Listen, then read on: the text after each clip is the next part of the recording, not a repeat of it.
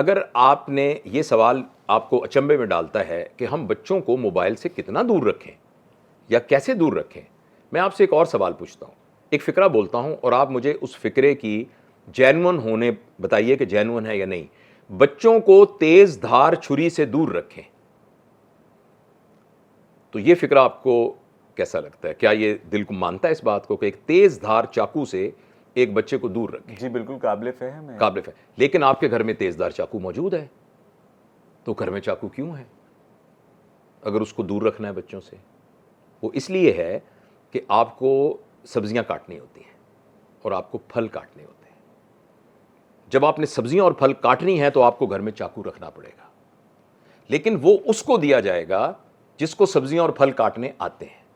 جب آپ کے بچے کو آپ اس لیے نہیں دے رہے چھری اور چاقو کہ اس کو پھل کاٹنے نہیں آتے، جب آہستہ آہستہ آپ اس کو پھل کاٹنا سکھا دیں گے پھر آپ کو پریشانی کی ضرورت نہیں ہے۔ آپ اپنے بیٹے کو کہیں گے کہ بیٹا ذرا مجھے یہ سیب کاٹ کے دو، یا بیٹی کو کہیں گے بیٹا آج سبزیاں تم کاٹ لو۔ تو موبائل بالکل ایک انسٹرومنٹ ہے۔ جس طرح چھری کی افادیت سے کسی کو کوئی انکار نہیں ہے، اس طرح موبائل کی افادیت سے کسی کو کوئی انکار نہیں ہے، لیکن چھری وہ یوز کرے گا جس کو چھری کا استعمال آتا ہے، ورنہ اپنے آپ کو نقصان کر لے گا۔ اسی طرح موبائل اس کو دینا ہے جس کو موبائل کا استعمال آتا ہے، جب اس کو استعمال آ جائے تو اس کو دینے دیں۔ تو جو بچے کا وہ پیریڈ جس میں اس نے یہ دیکھنا ہے کہ کون سی چیز میرے فائدے کی ہے کون سی نقصان کی ہے، وہ موبائل کے سلسلے میں تقریباً 7 سال تو ریجڈلی اور 12 سال تک لوزلی ہوتی ہے۔ یہ نیچرل ٹائم ہے، ڈاکٹر بننے میں 5 سال لگتے ہیں، کسی چیز کو سیکھنے میں 6 مہینے کا ڈپلومہ لگتا ہے۔ بچے کو اپنی نفع نقصان فرام دی ایکسٹرنل ڈیٹا، اس کے ذریعے سے اپنے انٹرنل سٹرکچر کو نہ بننے دینے کا اختیار 7 سے 12 سال کے درمیان میں آتا ہے۔ ادروائز جو اس کو ڈیٹا دیں گے وہ پارٹ آف ہز پرسنالٹی بن جائے گا۔ مثلا آپ نے اپنے دفتر میں اپنے ارد گرد ایسے لوگ دیکھے ہوں گے، ساری دنیا ان کو سمجھاتی ہے کہ یار تو غصہ نہ کیا کر، ساری دنیا کہتی ہے یار تیرے بدتمیزی کرنے کی وجہ سے تو 6 دفعہ نوکری سے نکل گیا ہے، اس کے باوجود وہ باز نہیں آتا۔ اس کی ریزن یہ ہے کہ اس کے نزدیک غصہ کرنا صحیح اور غلط ہے ہی نہیں، اس کے لیے اس کا ڈیفالٹ موڈ ہے۔ ایک بچے نے یہ دیکھا کہ گھر میں ایک شخص آتا ہے، اس شخص نے جب بھی گھر میں آیا ہے تو گھر میں ایک خوف کی فضا قائم ہو گئی ہے۔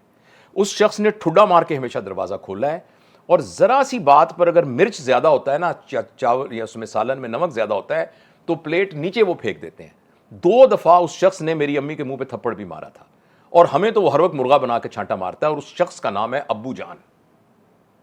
اگر اس شخص کو مسلسل انہوں نے دیکھا ہے 7-8 سال تک، ان بچوں کے اگر وہ میل بچہ ہے اور وہ اپنے باپ سے زیادہ اٹیچ ہے، اس کے نزدیک یہ سارا کچھ یہ صحیح غلط نہیں ہے، یہ ڈیفالٹ ہے۔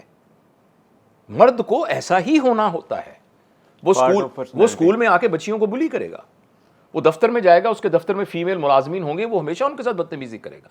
اس کی بیوی آئے گی تو وہ بیوی کے ساتھ بدتمیزی کرے گا، اس لیے کہ اس کا ڈیفالٹ بنا ہوا ہے۔ تو 7 سال کی عمر تک بچے کا ڈیفالٹ اس بنیاد پر بنتا ہے کہ ڈیٹا کیا ہے۔ تو آپ خود بتائیں، آپ کی 3 سال کی بیٹی نے موبائل کے اوپر ایک ننگی ناچتی ہوئی لڑکی کو دیکھا جس کے ساتھ ایک اور شخص نے اس کی کمر میں بازو ڈالے ہوئے اور وہ ڈانس کر رہے ہیں، تو اس بچی کے نزدیک یہ کوئی ولگیرٹی تو نہیں ہے، اس بچی کا اخلاق تو نہیں خراب ہو رہا، بالکل بھی اس بچی کا اخلاق نہیں خراب ہو رہا، صرف یہ ہو رہا ہے کہ بچی اس کو نارمل سمجھ رہی ہے، بچی کے نزدیک یہ نارمل پیٹرن ہے۔ اور اگر اس کا الگوریدم اس طرح سے ہے کہ اگر آپ ایک دفعہ سورہ یاسین کو سنیں گے تو آپ کو سورہ یاسین بار بار آنی شروع ہو جائے گی۔